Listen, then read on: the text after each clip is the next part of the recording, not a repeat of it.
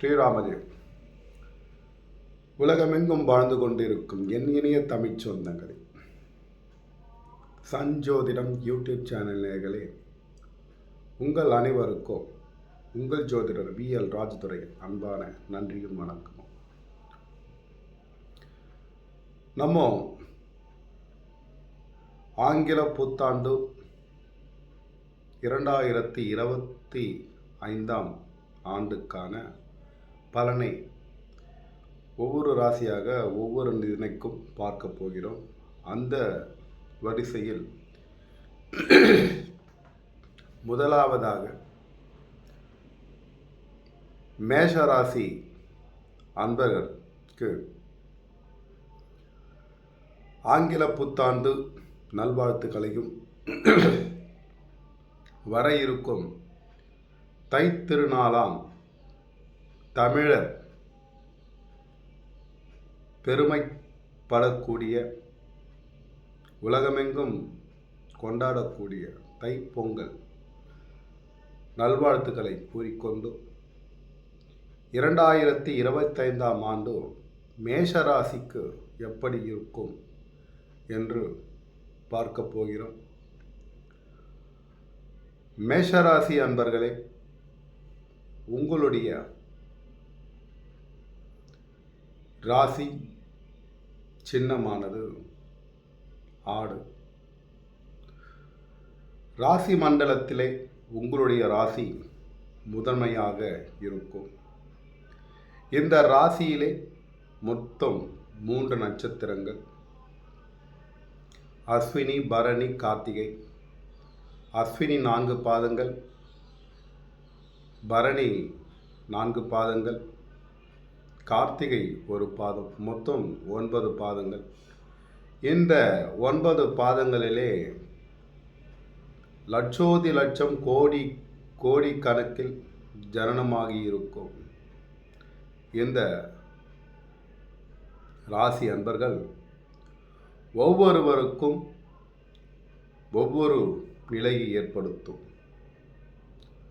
ஒரு ராசியிலே 9 நட்சத்திர பாதத்திலே பிறக்கும் மேஷராசி அன்பர்கள் ஒவ்வொரு நாளுக்கும் ஒவ்வொரு ஜனனமாகும் பொழுது ராசி ஒன்றாக இருந்தாலும் லக்னம் வெவ்வேறாக இருப்பதால் லக்னம் வெவ்வேறாக இருக்கும். உயிர் லக்னமாகவும் உடல் ராசியாகவும் நம்ம கணக்கில் எடுத்து பலன் சொல்லிட்டு வரோம். அதன் அடிப்படையில் மேஷராசி அன்பர்களுக்கு சந்திரனை அடிப்படையாக கொண்டு நம்ம தினப்பலனும் மற்றும் கோச்சார பலனும் சொல்லிக் கொண்டு வருகிறோம். கோச்சார பலன் அனைத்து ராசிக்குமே ஒரு 15 விழுக்காடு அல்லது 20 விழுக்காடு நிச்சயமாக நல்ல பலனை கொடுக்கும் அல்லது தீய பலனையும் கொடுக்கும். ஜனனகாலத்தின் பொழுது ஒருவருடைய ஜாதகத்தில் 1, 5, 9 அதிபதிகள் பலமாக இருந்து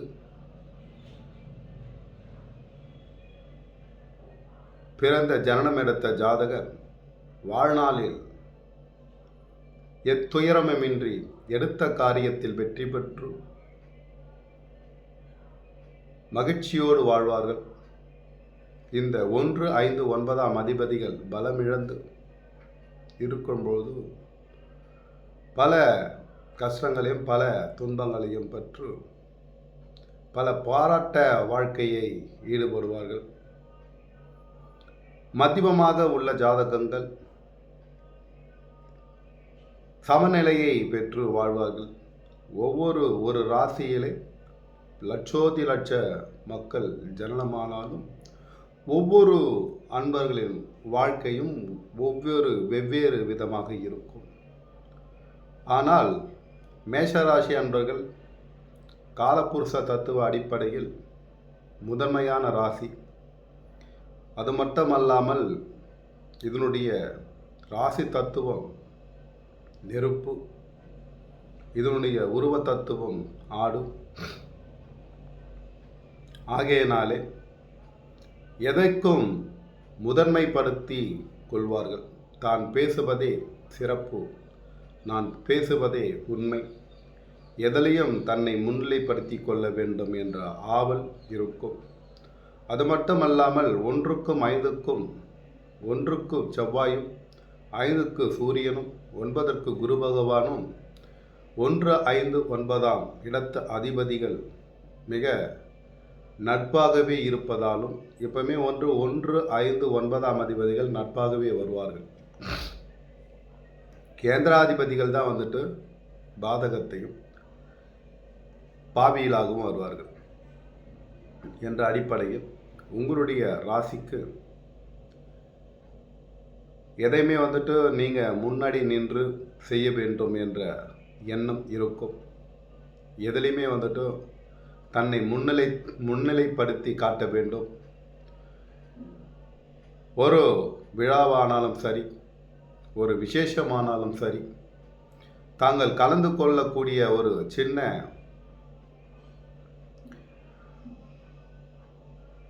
மீட்டிங் ஆனாலும் சரி, அதிலே வந்துட்டு உங்களுடைய வாக்கு முதன்மைப்பட வேண்டும், உங்களுடைய அதிகாரம் முதன்மைப்பட வேண்டும் என்ற எண்ணங்கள் இருக்கும். எதிலையுமே வந்துட்டு நீங்கள் தோற்று போகக்கூடாது என்ற எண்ணமும் உங்களோட உடன் பிறந்த குணமாக இருக்கும். எடுத்ததற்கெல்லாம் கோபப்படக்கூடிய மேஷராசி அன்பர்கள் சில சமயங்களிலே நண்பர்களிடம் ஏமாந்து போவதற்கும் வாய்ப்புகள் அதிகம். ஏனால் 11ஆம் இடம் பாதகம். மேஷராசி அன்பர்கள் நண்பர்களிடமும் கவனமாக இருக்க வேண்டும். தன்னுடைய மூத்த சகோதர சகோதரிகளிடம் கவனமாக இருக்க வேண்டும். தன்னுடைய வருமானத்தில் லாபம் என்ற நோக்கிலே எந்த ஒரு விஷயத்தையும் பெரிய முதலீடு செய்யாமல் இருக்க வேண்டும். அந்த முதலீடு மீது கவனமாக இருக்கும்போது உங்களுடைய வருமானம் என்பது கட்டி காக்கப்படும். அது வந்துட்டு விரயமாகாமல் உங்களுக்கு லாபத்தை ஏற்படுத்தி தரும்.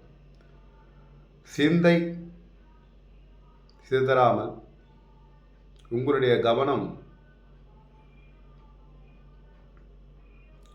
கூர்மையாக இருந்து ஒரு வேலையை செய்யும்போது அது சீரும் சிறப்பமாக பேர் புகழை உங்களை தேடித்தரும் என்பது தான் வந்து உங்களுடைய ராசியின் தத்துவம். அதிகப்படியான கோபங்களும் அதிகப்படியான வெறுப்பு விருப்புகளுக்கு சொந்தக்காரர் நீங்கள். உங்களுடைய வீழ்ச்சிக்கு காரணமே உங்களுடைய முன்கோபமும் உங்களுடைய சிந்தனை போக்கு இல்லாதவையே உங்களுக்கு பல நேரங்களிலே வீழ்ச்சியை ஏற்படுத்தி தரும். ஆகையினாலே சிந்தித்து செயல்பட்டால் உங்களுக்கு வெற்றி மேல் வெற்றி கிடைக்கும் என்பது என்னுடைய ஆய்வில் வந்த அறிக்கை. ஆகையினாலே மேஷராசி அன்பர்களே, 2025ஆம் ஆண்டு எப்படி இருக்கும் என்ற கணக்கில் தற்போது உங்களுடைய 5ஆம் இடத்து அதிபதி சூரிய பகவான் 9லே வீற்றிருக்கிறார். இது வந்துட்டு ஆண்டுதோறும் நடக்கக்கூடிய விஷயம். இது வந்து உங்களுடைய ராசிக்கு ஆண்டுதோறும் நடக்கக்கூடிய விஷயம். இந்த சூரியன் 5ஆம் 9ஆம் இடத்திலே இருப்பது ஒரு மாற்ற முடியாத விதி. அதேபோல் உங்களுடைய 9ஆம் அதிபதி குரு பகவான் தற்சமயம் உங்களுடைய 2ஆம் இடத்திலே வாக்குஸ்தானத்திலே இருக்கிறார். வாக்குஸ்தானத்தில் அமர்ந்து உங்களுடைய வேலை ஸ்தானத்தையும் உங்களுடைய ஆயுள் ஆரோக்கிய ஸ்தானத்தையும் அது மட்டும் அல்லாமல் உங்களுடைய தொழில் ஸ்தானத்தையும் பார்த்து கொண்டிருக்கிறார். ஆகையினாலே உங்களுடைய குடும்பத்தில் சுப நிகழ்வுகள் நடந்து ஏறி இருக்கும். அதனால் உங்களுக்கு கடன் பட வாய்ப்புகள் அதிகம்.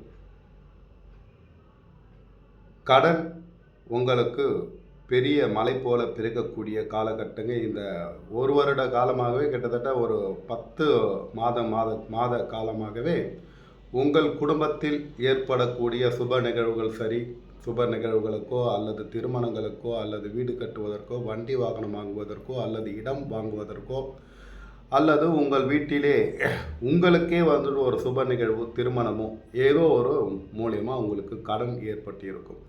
இந்த கடன் பெரிய கடனாகவும் இருக்கும். இது வந்துட்டு தீர்க்க முடியாத சுமையாகவும் இருந்திருக்கும். ஆகையினாலே கடன் படுவது உங்களுடைய இந்த 9-10 மாத காலத்தில் உங்களுக்கு கடன் ஏற்பட்டிருக்கும். அது சுப நிகழ்ச்சிக்காக ஏற்படக்கூடிய கடன். உங்களுடைய 5ஆம் இடத்து அதிபதி 9ஆம் இடத்திலே தற்போது உங்களுடைய 2ஆம் இடத்து அதிபதி 2க்கும் 7க்கும் ஆதிபத்தியம் பெற்ற சுக்கிர பகவான் 11ஆம் இடத்திலே பாதகாதிபதி சனி பகவான் மூலத்திரிகோணத்திலே ஆட்சி பெற்று கம்பீரமாக உள்ளார். 12ஆம் இடத்திலே கேது, 12ஆம் இடத்திலே ராகு பகவான், 6ஆம் இடத்திலே கேது பகவான் இருப்பதாலும் உங்களுடைய வெளிநாட்டு பயணம் வெற்றி தரும். உங்களுடைய வேலை வாய்ப்புகள் அதிகரிக்கும். அதேபோல் பங்குச் சந்தையில் உங்களுக்கு எதிர்பாராத வரவுகள் வந்திருக்கும். உங்களுடைய 10ஆம் இடத்து அதிபதி மூலத்திரிகோணத்தில் ஆட்சி பெற்றிருந்தால் உங்களுடைய தொழிலும் சிறப்பாக இருக்கும், வேலையும் சிறப்பாக இருக்கும். என்ன ஒரு சின்ன விஷயம் என்றால் கடன் அதிகமாக இருக்கும். எதிர்பாராத தனவரவு இருக்கும். பங்குச்சந்தையில் முதலீடு பண்ணியிருப்பீங்க. அந்த பங்குச்சந்தையில் முதலீடு பண்ணால் உங்களுக்கு ஒரு எதிர்பார்த்த லாபம் ஈட்டியிருக்கும். உங்களுடைய ராசி அதிபதி தற்போது இந்த ஆண்டு நீச்ச வக்ரகதியிலே இருக்கிறார். 9ஆம் இடத்து அதிபதி தனஸ்தானாதிபதி, அதாவது 9ஆம் இடத்து பாக்கியாதிபதி குரு பகவான் 2ஆம் இடத்தில் இருந்து உங்களை 8ஆம் இடத்தை பார்த்து கொண்டிருக்கிறார். உங்களுடைய ராசி அதிபதி 1க்கும் 8க்கும் ஆதிபத்தியம் பெற்ற செவ்வாய் பகவான் 4ஆம் இடத்திலே வக்ரகதியிலே இருப்பது,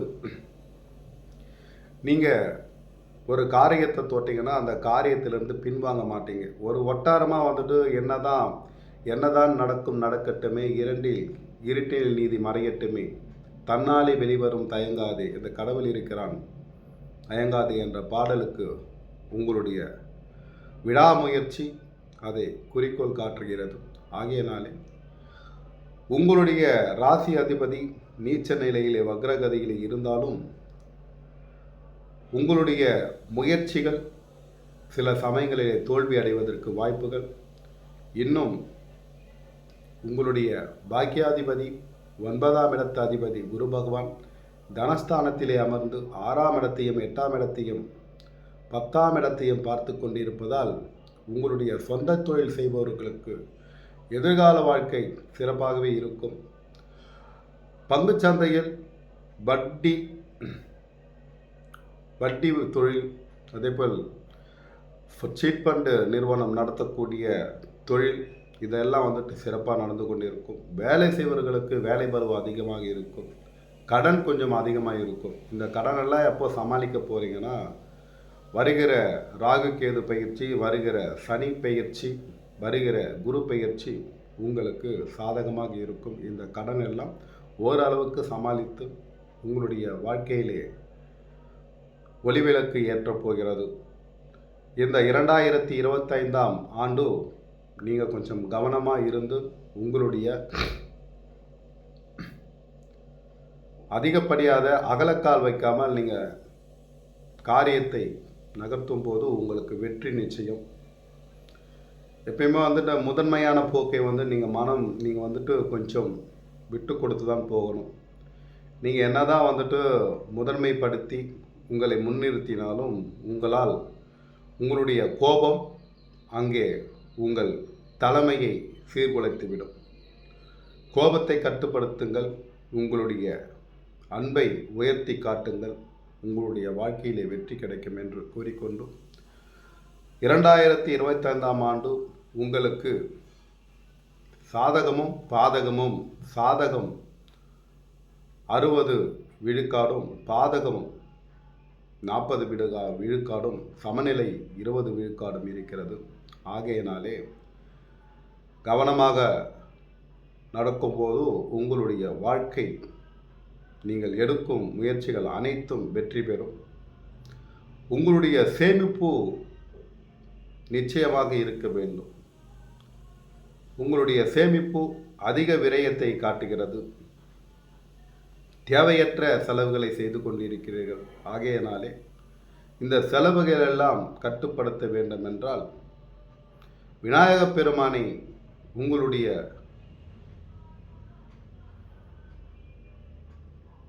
வழிபாட்டு கடவுளாக ஏற்றுக்கொண்டு விநாயகப் பெருமானை உங்களுடைய அன்றாட பூஜைகளிலே, அன்றாட வழிபாடுகளிலே விநாயகப் பெருமானை வணங்கும் போது உங்களுடைய விரயங்கள் கட்டுக்குள் அடங்கும் என்பதை தெரிவித்துக் கொள்கிறோம். அடுத்த பதிவிலே உங்களுக்கு வருகிற குரு பயிற்சி மற்றும் சனி பயிற்சி, ராகுகேது பயிற்சிகள், அது மட்டுமல்லாமல் சித்திரை மாதம் பலன், தமிழ் புத்தாண்டு பலன், இதெல்லாம் நம்ம சொல்ல இருக்கிறோம். இந்த ஆண்டு பலன் என்பது ஒரு முழுக்க முழுமையான பலன் அல்ல. ஆண்டு என்பது சூரியனை பூமி சுற்றி முடிக்கும் நாளே ஆண்டு பலன். எந்த நிலைக்கு வான்மண்டலத்திலே இருக்கக்கூடிய கிரக நிலைகளை கொண்டு உங்களுக்கு ஆண்டு பலனாக சொல்கிறோம். உங்களுடைய ஜனனகால ஜாதகம் சிறப்பாக இருக்கும்போது இப்போது சொல்லிக் கொண்டிருக்கும்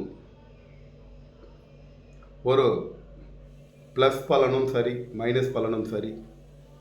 ப்ளஸ் அதாவது உங்களுடைய ஜனனகால ஜாதகம் நன்றாக இருக்கும்போது மைனஸ் என்று சொல்லிக்கொண்டு இருக்கக்கூடிய நிகழ்வுகள் உங்களுக்கு மாறுபட்டு இருக்கும். அதே போல் உங்களுடைய ப்ளஸ் என்று சொல்லக்கூடிய நிகழ்வுகள் மாறுபட்டு இருக்கும்.